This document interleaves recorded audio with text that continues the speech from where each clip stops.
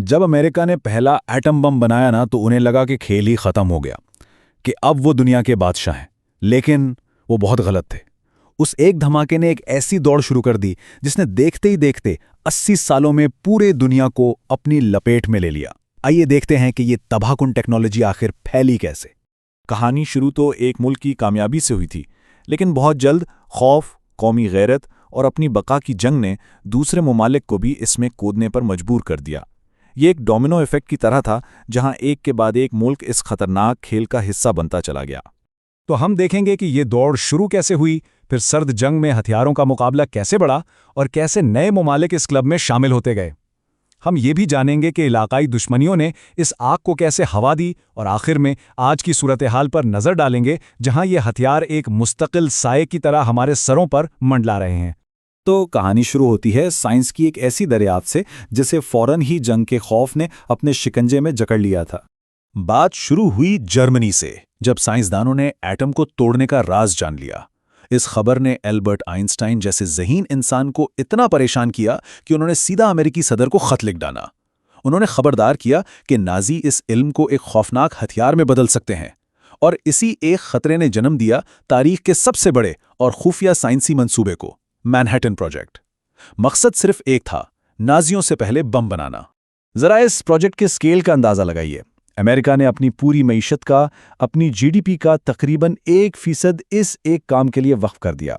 ये एक ऐसी कोशिश थी जिसकी मिसाल नहीं मिलती, और इसके पीछे सिर्फ एक ही जज्बा था, खौफ कि कहीं दुश्मन हमसे पहले ये हथियार ना बना ले। और यहां से सब कुछ बदल गया।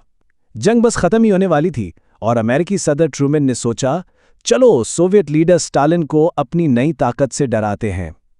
लेकिन स्टालिन के चेहरे पर कोई तासुर नहीं था। क्यों? क्योंकि उनके जासूस तो पहले ही मैनहट्टन प्रोजेक्ट के अंदर बैठे थे और स्टालिन को सब कुछ मालूम था। एक नई सर्द जंग का आगाज हो चुका था। तो जैसे ही दूसरी जंग अजीम का धुआं छटा, ये साफ हो गया कि अमेरिका की न्यूक्लियर बादशाहत ज्यादा दिन नहीं चलने वाली।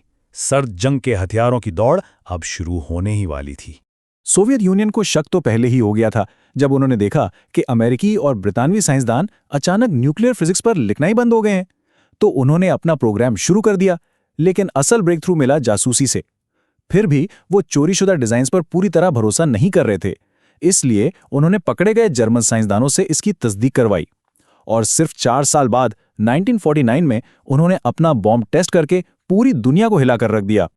और मजे की बात यह कि क्लब में अगला आने वाला कोई दुश्मन नहीं, बल्कि अमेरिका का सबसे करीबी इत्तेहादी बरतानिया था। जंग के दौरान वादे हुए थे कि टेक्नोलॉजी शेयर की जाएगी, लेकिन जंग के बाद अमेरिका ने साफ इनकार कर दिया। इस धोखे ने बरतानिया को एहसास दिलाया कि अगर दुनिया में अपनी हैसियत बचानी है तो अपना बम खुद बनाना पड़ेगा, और 1952 में वो भी इस क्लब में शामिल हो गए। लेकिन अब खेल और भी खतरनाक हो रहा था। अब बात एटम को तोड़ने की नहीं, बल्कि उन्हें आपस में जोड़ने की हो रही थी। हाइड्रोजन बॉम्ब, एक ऐसा हथियार जो तवानाई इतनी ज्यादा पैदा करता था कि इसकी तबाही का कोई तसव्वुर भी नहीं कर सकता था। 1000 गुना। जरा इस नंबर को ज़हन में रखें। हिरोशिमा पर गिरने वाले बम से 1000 गुना ज्यादा ताकतवर। ओपनहाइमर जैसे कई साइंसदानों ने मिन्नतें की कि इस रास्ते पर ना जाएं, लेकिन कोई नहीं रुका। 1957 तक अमेरिका, सोवियत यूनियन और बरतानिया तीनों के पास ये टेक्नोलॉजी आ चुकी थी। इंसानियत की खुद को तबाह करने की सलाहियत 1000 गुना बढ़ गई थी। अब हम 1960 की दहाई में आ गए हैं और अब बम बनाने की वजूहात बदल रही थी। अब ये सिर्फ सुपर पावर्स की लड़ाई नहीं थी, बल्कि ये कौमी गैरत, आज़ादी और दुनिया में अपनी जगह बनाने की जंग थी। इसकी सबसे अच्छी मिसाल है फ्रांस। सुएज़ बहरान में जब उन्हें जिल्लत उठानी पड़ी तो सदर डे गॉल ने फैसला कर लिया कि फ्रांस अपनी हिफाजत के लिए अमेरिका का मोहताज नहीं रहेगा। अमेरिका ने बहुत रोका, लेकिन फ्रांस नहीं रुका। 1960 में उन्होंने अपना पहला टेस्ट किया और दुनिया को बता दिया कि फ्रांस अब एक खुद मुख्तार ताकत है। चीन की कहानी तो बिल्कुल ही अलग है। शुरू में सोवियत यूनियन ने मदद की, लेकिन फिर आपस में नजरियाती इख्तलाफात हुए और सोवियत ने हाथ खींच लिया, चीन को अकेला छोड़ दिया। सबने सोचा बस चीन का प्रोग्राम यहीं खत्म, लेकिन उन्होंने पूरी दुनिया को गलत साबित कर दिया। न सिर्फ 1964 में अपना बॉम्ब बनाया, बल्कि सिर्फ 2.5 साल के अंदर हाइड्रोजन बॉम्ब भी बना लिया, जो आज तक की सबसे तेज पेशरफ्त है। तो अब मंतिक बदल रही है।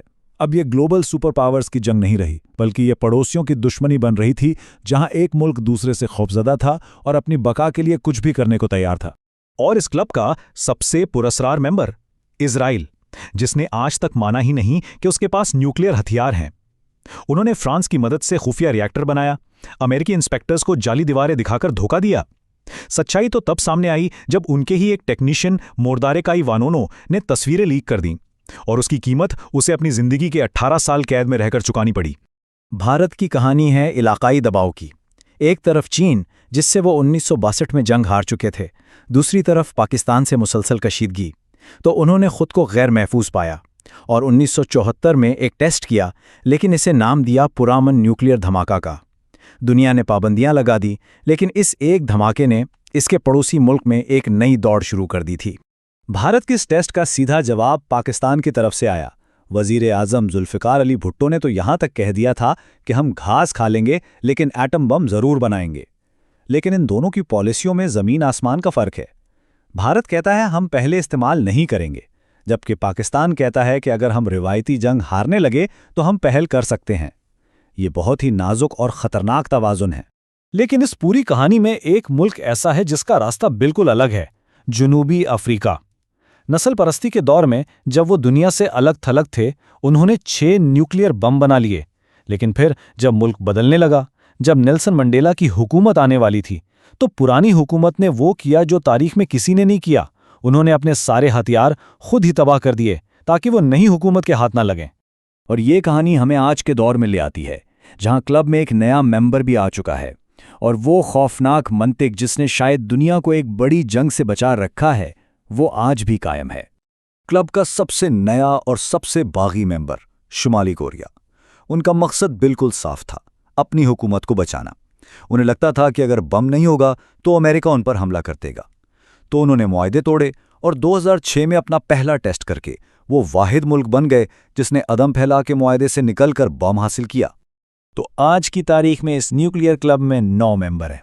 लेकिन कहानी यहीं ख़त्म नहीं होती। कई दूसरे मुल्क जैसे जर्मनी, तुर्की, बेल्जियम, वहां अमरीकी न्यूक्लियर हथियार मौजूद हैं। और फिर जापान जैसे मुल्क हैं जिनके पास टेक्नोलॉजी भी है, मवाद भी है। अगर वो चाहें तो चंद महीनों में बम बना सकते हैं। तो सवाल यह है कि इतनी तबाही के बावजूद दुनिया बची कैसे हुई है? जवाब एक अजीब सी मंतक में छुपा है, जिसे कहते हैं म्यूचुअली अश्योर्ड डिस्ट्रक्शन, या अंग्रेजी में मैड। और ये वाकई पागलपानी लगता है कि अगर मैंने हमला किया तो तुम भी जवाब दोगे और हम दोनों खत्म हो जाएंगे। इसकी जमानत देती हैं समंदर की गहराइयों में छुपी आबदूजें। और शायद यही वो खौफ है जिसने 80 साल से बड़ी ताकतों को लड़ने से रोका हुआ है। देखें, ये टेक्नोलॉजी अब 80 साल पुरानी हो चुकी है। इसे बनाने का तरीका अब कोई बड़ा राज नहीं रहा। तो असल सवाल ये है, अगला कौन होगा और कौन सी चीज उसे रोकेगी? अब जवाब साइंस में नहीं, बल्कि सियासत में, मईशत